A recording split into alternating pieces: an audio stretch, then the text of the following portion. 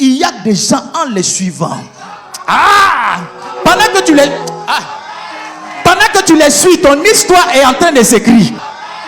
N'est-ce pas moi qui t'envoie? Je crois qu'on évalue la santé et la force d'une église par sa capacité à envoyer. Une église est en bonne santé spirituellement. Une église est forte spirituellement. Pas à cause du nombre de personnes ou à cause du nombre de chaises dans sa salle, mais à cause du nombre de personnes que cette église peut envoyer. On voit la chose dans l'Ancien Testament, on voit la chose dans le Nouveau Testament. La Bible dit en Matthieu chapitre 10, à partir du verset 1, que Jésus désigna encore 70 autres personnes et les envoya dans les endroits où ils devaient partir. Donc Jésus-Christ a envoyé des gens. La deuxième pensée que je partage avec vous, c'est que vous êtes dans le ministère soit un fils de consolation ou un fils de désolation. Deux cas, soit vous êtes un fils de consolation, soit vous êtes un fils de désolation. Vous êtes un fils de consolation quand vous êtes une aide, un soutien pour votre pasteur. Il y a des fils qui sont pour nous des aides. Il y en a d'autres qui sont pour nous des regrets. 2 Timothée chapitre 1, les versets 16 à 18. L'apôtre Paul dit que Dieu bénisse Onésifore parce qu'il m'a souvent consolé. Il n'a pas eu honte de mes chefs. Il y a des fils qui sont des fils de la consolation. Il y en a d'autres qui sont des fils de la désolation. En Galates chapitre 6, verset 17, l'apôtre Paul va donner un avertissement à l'église de Galates. Il dit que personne désormais ne me fasse de la peine. C'est une malédiction pour vous si vous êtes la peine de votre pasteur. Isaac a dit à son fils, pour que mon âme te bénisse. C'est pas la bouche qui bénit, c'est l'âme qui bénit. On ne peut pas retirer l'émotion de la bénédiction. Non. C'est pourquoi quand un homme de Dieu n'est pas dans l'état qu'il faut, il ne peut pas parler sur ta vie. Parce que ça vient de l'intérieur. Donc il n'a pas besoin de parler. À partir du moment où tu as créé la peine, il y a quelque chose qui vient sur toi. À partir du moment où tu as provoqué la joie, il y a quelque chose qui vient sur toi. Non, tu ne peux pas être la raison pour laquelle ton pasteur pleure. Non. Tu ne peux pas être celui pour lequel ton pasteur va chercher Dieu.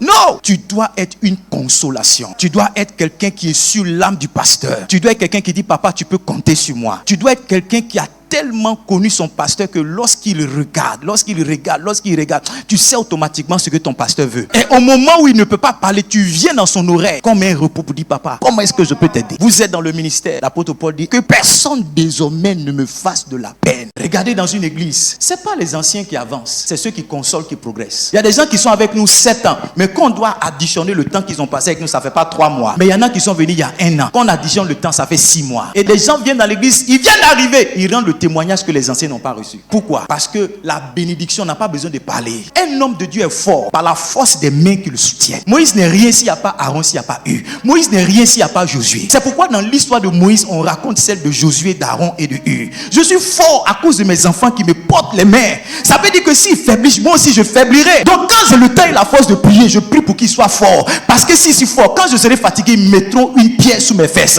Quand mes mains seront ébranlées, ils pourront tenir mes mains. Et ensemble, on va avancer dans le ministère. Il n'y a pas un ministère que Dieu a appelé pour qu'un homme le réalise seul. J'ai dit à mes enfants, c'est dans l'histoire de quelqu'un qu'on vit son histoire. Même si un livre de la Bible porte le nom de quelqu'un, quand tu lis le livre, tu vois qu'il y a 2 histoires dedans. Tu vois qu'il y a 3 histoires dedans. Regardez par exemple, quand vous lisez le livre de Ruth, le livre porte le nom de Ruth. Mais en fait, c'est l'histoire de Naomi. Je vais vous expliquer pourquoi. Quand vous comptez le nombre de fois où Naomi est mentionnée dans le livre de Ruth, ça dépasse largement le nombre de fois où Ruth est mentionnée. Quelqu'un d'autre ne peut pas être un personnage principal dans ta propre histoire. C'est le brave qu'on voit le plus dans le film. Donc celui qu'on voit le plus, celui dont on fait mention le plus, c'est lui qui est le brave. Ça veut dire que l'histoire a été racontée sous la perspective de Ruth. Sinon en réalité c'est l'histoire de Naomi. Dis-moi, qu'est-ce que Ruth serait devenue si Naomi n'avait pas enfanté son fils? Et si Naomi n'avait pas accepté que Ruth marche? Si ça porte le nom de Ruth, ça veut dire que c'est en suivant Naomi qu'elle est devenue Ruth. Il y a des gens en les suivant.